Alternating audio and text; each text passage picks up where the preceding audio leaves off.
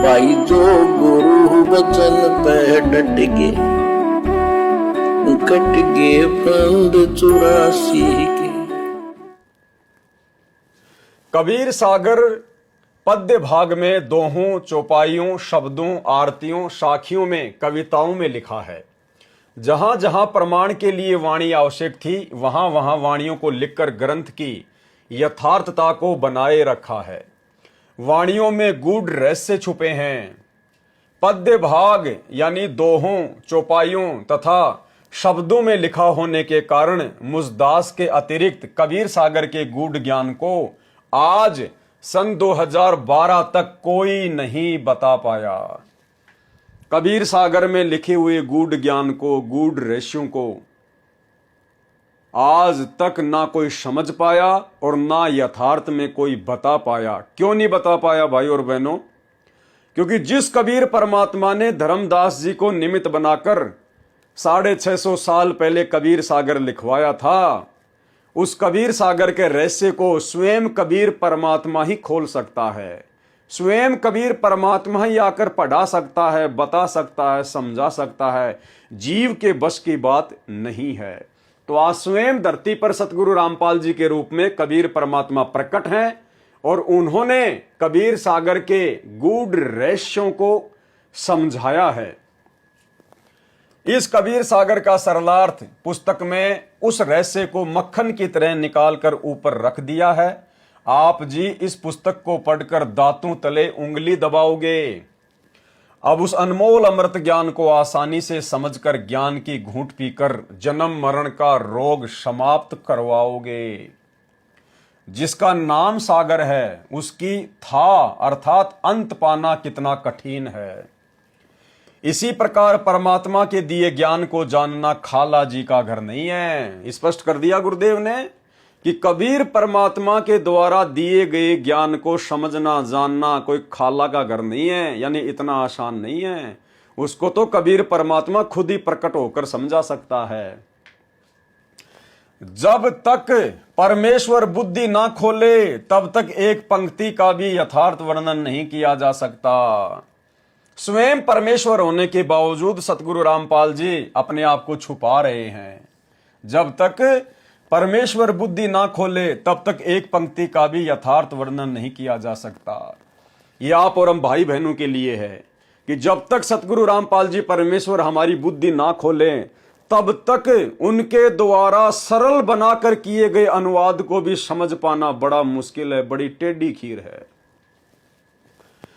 परमेश्वर जी ने अपनी अपरंपार कृपा की है जो कलयुग के प्राणियों पर रहम है। यानी भाई और बहनों, गुरुदेव भगवान ने आज जो विशेष जो रजा की है, जो कृपा की है, कबीर सागर के गूढ़ रहस्यों को सरल करके, सोर्ट करके 650 पेज का एक नया कबीर सागर का जो सरलार्थ बना दिया है, ये हम कलयुग के तुच्छ बुद्धिजीवियों के ऊपर कबीर परमात्मा सतगुरु रामपाल जी भगवान की विशेष मेहर है, विशेष रजा है।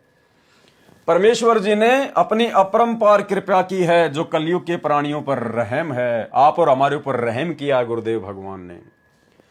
परमेश्वर कबीर जी ने कहा है कि गुरु बिन काहू न पाया ज्ञाना, जो थोता बूझ छड़े मूड किसाना। गुरु बिन वेद पढ़े जो प्राणी, समझे न सार रहे अज्ञानी। अब भाई और बहनों, अगर इस वाणी के आधार से यदि हम विचार करें, चिंतन मनन करें, तो हमें पता चलेगा कि ये वाणी आप और हम जैसे तुच्छ बुद्धि जीवों के लिए है। ये वाणी सतगुरु रामपाल जी परमेश्वर जी के ऊपर लागू नहीं होती है। वाणी में क्या कहा गया है? गुरु बिन काहू न पाया ज्ञाना, यानी गुरु के बिना किसी ने भी ज्ञान प्राप्त नहीं किया, कोई भी सदग्रंथों को नहीं जान पाया। जो थोथा बुस छड़े मूड किसाना, अनाज निकालने के बाद में छिलकों को कूटने से अनाज नहीं निकलेगा। गुरु बिन वेद पढ़े जो प्राणी, और समझे न सार रहे अज्ञानी। यानी गुरु से सदग्रंथों को पढ़े बिना, गुरु से वेद, गीता, कुरान, पुराण, बाइबल को पढ़े बिना हम कभी भी उसका सार नहीं निकाल सकते। ये वाणी आप और हमारे लिए है, हमारे पूज्य गुरुदेव भगवान पर लागू नहीं होती है।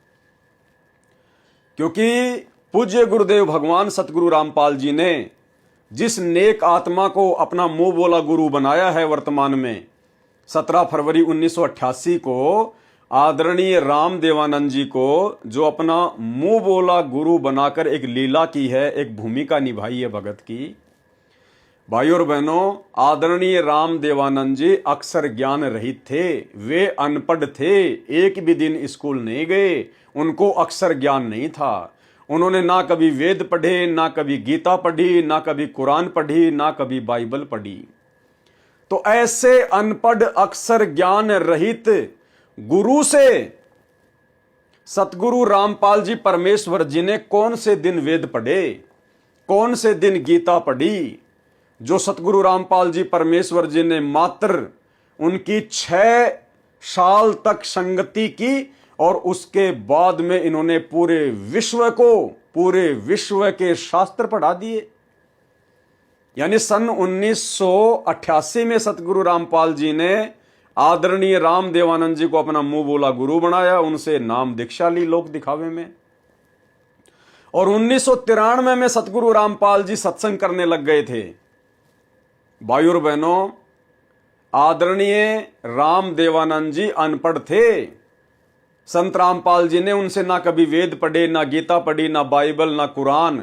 और वाणी क्या कह रही है? गुरु बिन वेद पढ़े जो प्राणी, समझे न सार रहे अज्ञानी। तो सतगुरु रामपाल जी परमेश्वर जी ने कौन से दिन अपने मुंह बोले गुरु आदरणीय राम देवानंद जी से वेद पढ़े, गीता पढ़ी, कुरान पढ़ी, पुराण पढ़े? कौन से दिन? एक भी दिन नहीं पढ़े। फिर सतगुरु रामपाल जी परमेश्वर जी को पूरे विश्व के धर्मशास्त्रों का इतना ज्ञान कैसे हो गया भाई? क्योंकि वाणी में एक शब्द है भाई और बहनों, अगर आपने ध्यान दिया हो तो, गुरु बिन वेद पढ़े जो प्राणी, ये प्राणी शब्द है। प्राणी यानी जीव। आप और हम है प्राणी, आप और हम है जीव। यदि कोई जीव, यदि कोई मनुष्य गुरु के बिना वेद, गीता, कुरान, पुराण को पढ़कर समझना चाहेगा तो वो जिंदगी में नहीं समझ पाएगा। लेकिन खुद परमात्मा यदि एक प्राणी की भूमिका करे, खुद कबीर भगवान यदि एक जीव की भूमिका करे, एक मनुष्य की भूमिका करे, तो उसके लिए ये वाणी लागू नहीं है। तो सतगुरु रामपाल जी परमेश्वर जी कोई प्राणी नहीं है, कोई आम व्यक्ति नहीं है, कोई मानुष नहीं है। इसलिए इनको गुरु बनाकर वेद, कुरान, पुराण, गीता आदि पढ़ने की आवश्यकता नहीं थी और ना है। इन्होंने अपना मुंह बोला गुरु मात्र आदरणीय राम देवानंद जी को इसलिए धारण किया। यदि आज सतगुरु रामपाल जी अपना गुरु नहीं बनाते तो लोग कहते कि सतगुरु रामपाल जी ने कौन सा गुरु बनाया है जो गुरु बनाने की आवश्यकता है। सतगुरु रामपाल जी ने किसको अपना गुरु बनाया है जो हमें भी गुरु बनाने की आवश्यकता पड़ेगी? संत रामपाल जी को। हम आम प्राणियों को भक्ति मार्ग पर लगाने के लिए सतगुरु रामपाल जी परमेश्वर जी ने इस प्रकार की भूमिका की है। अन्यथा अनपढ़ गुरु का शिष्य आज पूरी दुनिया को धर्मशास्त्र सिखा रहा है। ईसाइयों को बाइबल का ज्ञान नहीं, हिंदुओं को वेदों का ज्ञान नहीं, मुसलमानों को कुरान का ज्ञान नहीं, और वो ज्ञान सतगुरु रामपाल जी परमेश्वर जी ने खोल के रख दिया, पहली कक्षा का कायदा बना दिया वेदों को। तो भाई जिसका गुरु अनपढ़ है, क्या उसका शिष्य मात्र 6 साल में इतना बुद्धिमान हो सकता है क्या? कभी नहीं हो सकता, जिंदगी में नहीं हो सकता। तो सतगुरु रामपाल जी परमेश्वर स्वयं कबीर भगवान है, परमात्मा है, अल्लाहु अकबर है।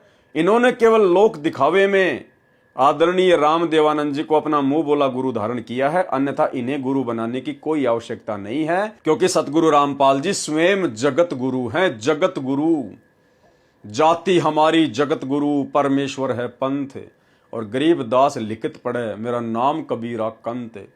जगत गुरु उसको कहते हैं जो पूरे विश्व का गुरु हो, जिसको पूरे विश्व का ज्ञान हो, मात्र धर्म ग्रंथों का नहीं, हर प्रकार का ज्ञान, उसको कहते हैं जगत गुरु।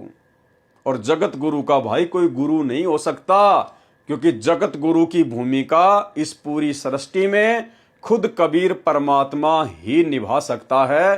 अन्य जगत गुरु आपको जगह जगह बैठे हुए मिल जाएंगे, वो जगत गुरु नहीं है, वो तो मनमुखी गुरु हैं। जो गुरु बचन पे डट के कट गए फंद 84 के, कट गए फंद 84 के, कट गए फंद 84 के।